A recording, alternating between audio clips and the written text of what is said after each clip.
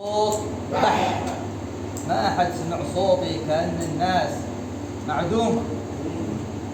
سياحة لما الصوت بح. ما أحد سمع صوتي كأن الناس خايف يقولوا لي قرح.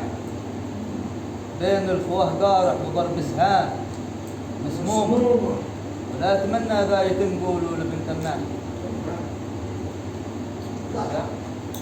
قال صيحت لما الصوت بح. ما أحد سمع صوت كأن الناس معدوم.